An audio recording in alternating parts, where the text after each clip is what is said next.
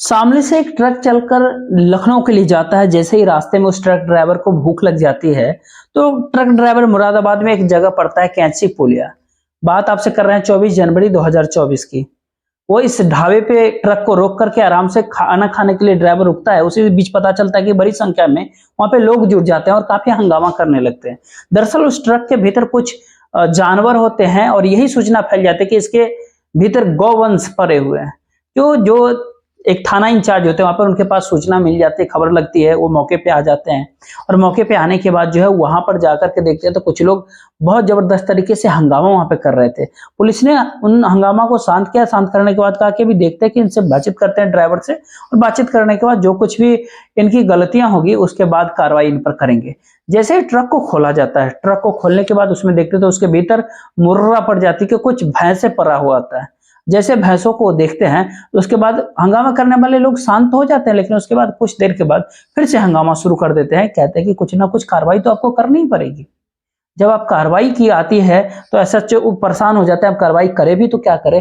तभी उनके ऊपर धारा एक लगती है, पशु क्रूरता अधिनियम की धारा। जब पशु क्रूरता अधिनियम की धारा बनती है, एफआईआर दर्ज हो जाती है। एफआईआर दर्ज करने के बाद जो कुछ भी कोर्ट निर्णय देगा, अदालत निर्णय देगा, इस एफआईआर के बाद सारा कोर्ट पे निर्भर करता है। इस बीच जितने भी पशु जानवर जो होते हैं किसी को सुपुर्द करने के लिए जिम्मेदारी होती है। ऐसो ने अपना काम करना शुरू कर दिया। लेकिन हंगामा करने वालों में एक व्यक्ति ऐसा होता है, उसने बताया कि जितने भी मुर्रा प्रजाति के भैंसे ये हमारे सुपुर्द कर दीजिए, इनको आप हमें दे दो और जब जो कुछ भी कोर्ट का फैसला होगा उसके बाद देखा जाएगा। तभी ऐसे को लगता है कि अगर मैंने इस व्यक्ति को सारे भैंसे दे दिए तो कभी भी नहीं मिलेंगे। जबकि मुर्रा प्रजाति का जो भैंसे होते हैं एक कीमत करीब 1-1 1.5 लाख रुपए से ज्यादा होती है, कुछ की कम भी होती है।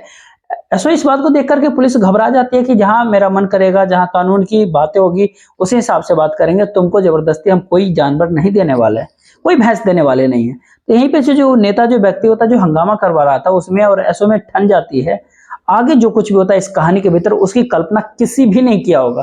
जहां तक इस खबर की कहानी की पूरी आवाज पहुंचती है, लोगों को विश्वास ही नहीं होता है कि कोई व्यक्ति इस हद तक गिर जाएगा, न केवल अपनी आंखों में बल्कि दुनिया की आंखों में भी, जहां जहां तक कि ये खबर पहुंच जाती है।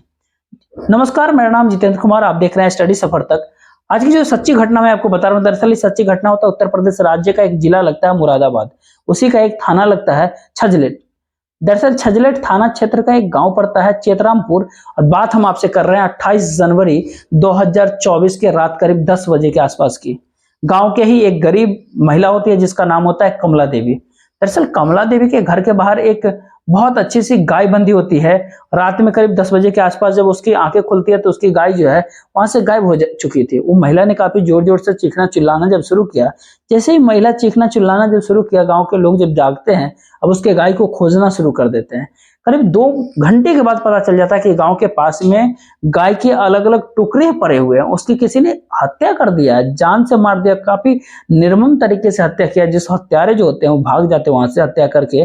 देखते ही देखते बहुत बड़ी संख्या में लोग जुट जाते हैं। उसके बाद वहां पे काफी हंगामा शुरू कर देते हैं। इसके बाद इन्हीं हंगामा करने वाले लोगों में से जो लोग होते हैं वो वीडियो बना लेते हैं। वीडियो बनाने के बाद जो है, जो सोशल मीडिया का प्लेटफॉर्म, जिसको पहले ट्विटर होता था अब एक्स के नाम से जो है, उसके ऊपर वीडियो को अपलोड कर दिया। उस अपलोड करने के बाद डीएम, पुलिस प्रशासन के बड़े बड़े अधिकारी, डीजीपी उत्तर प्रदेश के मुख्यमंत्री योगी आदित्यनाथ साहब को टैग करते हुए कहा कि देखिए इस इलाके की पुलिस क्या काम कर रही है। इस इलाके की पुलिस की नाक के नीचे यहाँ पे गौवंशों की हत्या करवाई जा रही है और यहाँ पे कोई कार्रवाई नहीं कर रहा। अब जैसे ही ये जो एक्स पे जब ये वायरल होता है वीडियो, तो उसके बाद प्रशासन आमले की आंखें खुल जाती है, वो परेशान हो जाती है, घबरा जाती है।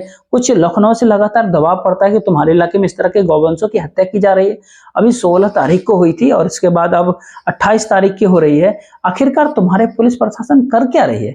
जैसे इस तरह की बात उच्च अधिकारियों तक, आला अधिकारियों तक पहुंचता था, उसमें जो एसएसपी होते हैं, हेमराज मीरा जो होते हैं, वो इस मामले की जांच पड़ताल देते हैं एसपी देहात संजीव कुमार मीना को, जो राजस्थान के दौसा के रहने वाले होते हैं। साल 2018 आईपीएस बैच उनका होता है, यूपीएससी, और वो एसपी देहात होते हैं मुरादाबाद के। जब उनको जांच दिया जाता है, कहते हैं पूरी निष्पक्षता के साथ इस मामले की आप जांच करवाइए, जांच कीजिए और जो भी दोषी हो उसको किसी भी कीमत पे आपको बख्शना है।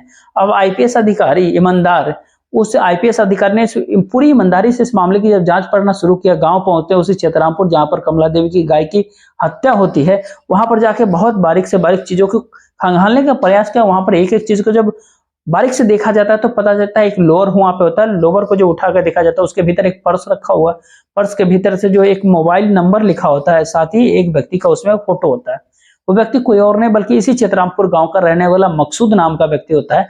अब पुलिस के लिए काफी आसान हो गया था। अब पुलिस ने जितनी जल्दी हो सका उस मकसूद को पकड़ लिया, गिरफ्तार कर लिया। गिरफ्तार करने के बाद थाने लेके चल जाते हैं।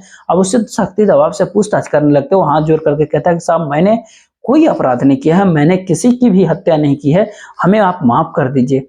तो पुलिस प्रशासन कहती है कि हर अपराधी कुछ इस तरह की ही बात करता है जैसे तुम कर रहे हो, बस ये जानना चाहते हैं कि तुमने कब कैसे किया है, बस इसका तुम पूरी सच्चाई बता दो। जो पुलिस बार बार टॉर्चर करती थी, पूछती थी, तो एक ही बात कहता है कि मेरी इसमें कोई गलती नहीं है। और वो बताता है कि जरा सोच करके आप देखिए, मैं गौवंश की हत्या भी करूंगा, साथ ही अपना फोटो, अपना पर्स, अपना मोबाइल नंबर भी वहां छोड़ करके जाऊंगा, इसमें कौन सी समझदारी वाली बात है। पुलिस के थोड़े कान खड़े होते हैं। पुलिस सोचती है कि हाँ सच में कुछ ना कुछ तो बात है। तभी उससे पूछा जाता है कि तुमको कोई फंसाने के लिए कोई ऐसा क्यों करेगा।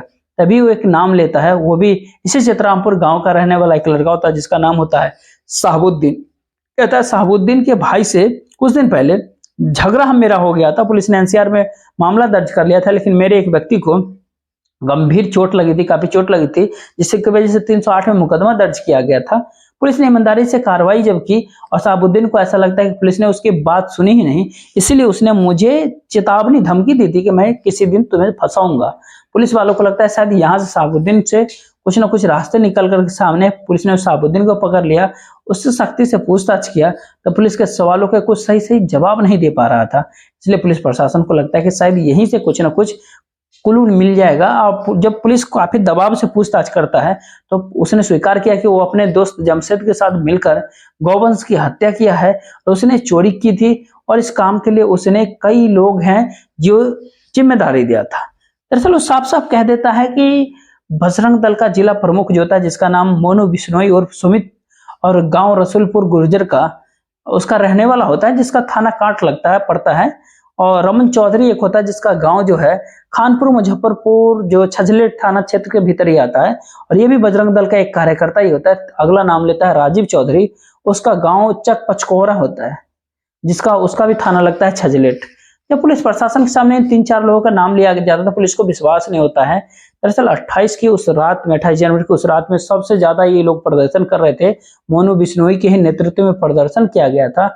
और 29 जनवरी को जब थाना छजलेट पर और कांच तहसील पर जब धरना प्रदर्शन हुआ, तभी मोनू बिश्नोई के ही नेतृत्व में प्रदर्शन हो रहा था। वो प्रदर्शन भी कर रहा है, गौवंश की हत्यारों को गिरफ्तार करने की मांग भी कर रहा है और पैसे देकर के इन लोगों से गौवंश की हत्या भी करवा रहा है। ये बात पुलिस वालों को खटक रहती, काफी परेशान करती है। आखिरकार पुलिस ने इन तीनों लोगों को गिरफ्तार किया, जो कि बजरंग दल के नेता होता है, जिसमें मोनू बिश्नोई उर्फ सुमित, दूसरा रमन चौधरी, तीसरा राजीव चौधरी। ये तीनों, जब इन तीनों से सख्ती दबाव से पुलिस पूछताछ करती है तब वो कहते हैं कि थानेदार उनकी सुनता नहीं है। जब थानेदार यानी छजलेट का जो थानेदार होता है, जब वो सुनता नहीं तो उन्होंने सोचा इसको फंसाने के लिए कुछ न कुछ घटना का अंजाम दिलवाया जाए। तो यही कारण था कि 16 जनवरी 2024 को इसी साहबुद्दीन ने अपने एक साथी नेम के साथ मिलकर सीकरी गांव, जो कि कांवर यात्रा का मार्ग भी कहा जाता है, जिसमें कांवर यात्री निकलते रहते हैं, जहां से आस्था का प्रतीक जो लोग निकलते हैं, तो वहां पे ऐसा हंगामा खड़ा कर दिया जाए 16 जनवरी को एक गौवंश की हत्या करने के बाद। जब वहां पर गौवंश के अवशेष को फेंक दिया गया था तो पुलिस के लिए सच में सरदर्द बन गया था। लेकिन पुलिस ने एक ईमानदारी से काम करने के बाद न केवल साहबुद्दीन को ही पकड़ा, बल्कि जो इसमें जमशेद होता है, नईम होता है, इनके कई लोगों के नाम सामने आते हैं। इनके साथ साथ नाम आता है जो बजरंग दल के प्रमुख जिला प्रमुख होता है मोनू बिश्नोई। मोनू बिश्नोई के बारे में जब जानकारी इकट्ठा की जाती है तो पता चलता है कि 24 जनवरी 2024 को शामली से चल करके एक ट्रक जो लखनऊ की ओर जा रहा था, पहले सूचना मिलती है कि उसके भीतर गौवंश भरे हुए हैं, लेकिन बाद में ये पता होता है तो उसके भीतर मुर्रा पड़ जाती है कि कुछ भैंसें होती है जिसकी कीमत लाखों रुपए में होती है। मोनू बिश्नोई ने यह चाहता था कि जितने भी भैंसे हैं उसके सुपुर्द कर दी जाएगा उसके हाथे। कोर्ट से जब लंबे समय में फैसला आता है, कई बार होता है कि कई कई साल बीत जाते हैं, ये ऐसी परिस्थिति में अब ये मुर्रा भैंसे उसके हाथ में आ जाएंगे तो कई लाख रुपए की उसको एक साथ कमाई हो जाएगी। वो किसी को भी आराम से बेच देता। और ऐसा पुलिस ने अपने खुलासे जो किया उसमें बताया जब हेमराज मीरा ने एसएसपी इस बात का खुलासा किया सोशल मीडिया, अखबारों के भीतर, टीवी पे ऊपर जब ये खबर चल रही थी तो लोगों को विश्वास ही नहीं हो रहा था कि बजरंग दल के कार्यकर्ता नेता जो गोवंशों की रक्षा के लिए धरना प्रदर्शन तक करते हैं, तमाम तरह की बातें करते हैं, वही इन शहाबुद्दीन जैसे लोगों के साथ मिलकर के गोवंश की हत्या करवाते हैं। और हत्या करवाने के पीछे न केवल थानेदार को हटाना था, अगर थानेदार नहीं हटता तो शायद किसी और बड़ी घटना का अंजाम दिलवा सकता था या दे सकता था। एसएसपी जिस आईपीएस अफसर को ये जांच सौंपी थी, वो संजीव मीरा जो आईपीएस ऑफिसर काफी ईमानदारी से जांच करते हैं। जांच करने के बाद पूरे घटनाक्रम का खुलासा करते हैं। जब इस पूरे घटनाक्रम का खुलासा होता है तो बजरंग दल, विश्व हिंदू परिषद और कई संगठनों को इस बात पर विश्वास ही नहीं होता। पुलिस ने जो खुलासा किया है, ऐसा लगता है कि जैसे पुलिस ने जानबूझ करके मोनू बिश्नोई, रमन चौधरी और राजीव चौधरी को फंसाया है। हालांकि पुलिस ने ये बात का दावा किया कि जो कुछ वो खुलासा कर रहे हैं वो पूरी तरह सत्य है, सही है और उनके पास पर्याप्त एविडेंस है। क्योंकि जो सीडीआर जब पुलिस निकलवाई तो सीडीआर से शहाबुद्दीन और मोनू बिश्नोई के आपस में बातचीत हो रही थी। साथ ही थाने के भीतर एक दारोगा होता है, उस दारोगा से भी इनकी बातचीत चल रही थी। जिस दारोगा का नाम शायद नरेंद्र कुमार कहा जाता है। पुलिस ने शायद उस दारोगा को भी सस्पेंड कर दिया है और उसके खिलाफ विभागीय जांच भी बैठा दिया। हो सकता है कि वो बर्खास्त तक हो जाए। पुलिस का ये कहना होता है कि कोई भी आरोपी हो और किसी भी जाति धर्म का क्यों ना हो, उसको किसी भी कीमत पे इस मामले में बख्शा नहीं जाएगा। जो गलत काम करेगा उसको गलत तरीके से ही उसके साथ पेश आया जाएगा। पूरे घटनाक्रम सुनाने का उद्देश्य आपको परेशान करना नहीं था। बाकी आप क्या सोचते हैं, आप हमें वीडियो में कमेंट बॉक्स में राय जरूर दीजिएगा। जय हिंद, जय भारत।